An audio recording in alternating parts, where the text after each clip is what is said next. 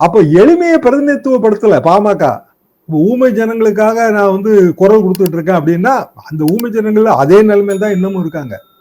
இல்ல சார், மாநாட்டுல அவர் பேசும்போது சொல்றாரு, நீங்க கவனிச்சீங்களா ஐயா அவர்கள் பேசும்போது, இவ்வளவு கார் வந்திருக்கு, நிக்குது அவ்வளவு காரம், இதுக்கெல்லாம் நான் எவ்வளவு பாடுபட்டேன் தெரியுமா, சாதாரண விஷயமா, இன்னைக்கு படிப்பா இருக்கட்டும் வசதியா இருக்கட்டும் அப்படிங்கிறாரு. காலத்திலயுமே வந்துங்க இந்த மாநாடுகளை நான் ஏத்துக்கவே மாட்டேன். நாங்க எங்க மாநாடுகள் எல்லாம் சைக்கிள்ல தான் போயிட்டு இருந்தோம்.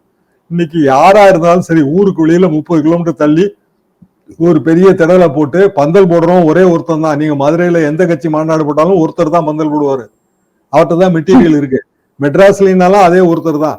உங்களுக்கு என்ன செட்டப் பண்ணணும்னு கேட்பாரு. எங்களுக்கு கோட்டை செட்டப் பண்ணணும், அவ்வளவுதானே, ரைட்டு. போன 2 மாநாட்டுக்கு முந்தி கோட்டை செட்டப் வேற ஒரு கட்சிக்கு போட்டிருப்பாரு, அதையே தூக்கி இப்ப போடுறாரு. இவ்வளவுதாங்க. இதெல்லாம் மாநாடே கிடையாதுங்க. மாநாடுன்னா முதல்ல தீர்மானத்தை எல்லாம் சுற்றுக்கூடணும். நீங்க நாங்க எங்க காலத்துல தீர்மானம் சுற்றுக்கூறோம், மன்றங்கள்ல எல்லாம் டிஸ்கஸ் பண்ணுவோம், அப்புறம் தனி தீர்மானம் கொண்டு போய் கொடுக்கலாம்.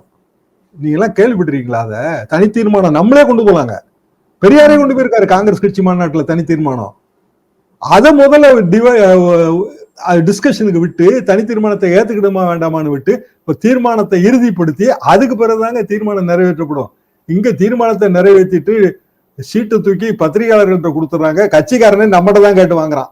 எங்க மாநாட்டுல எந்த தீர்மானம் நிறைவேற்றப்பட்டு கொஞ்சம் தயவு செஞ்சு கொடுங்க அப்படின்னு. 27 தீர்மானம், ரைட், 27 தீர்மானம், ஒரு 6 தீர்மானம் தலைமையை பாராட்டி, ஒரு 7 தீர்மானம் வந்து மத்திய அரசை கண்டிச்சு, அப்படித்தானே இருக்கு.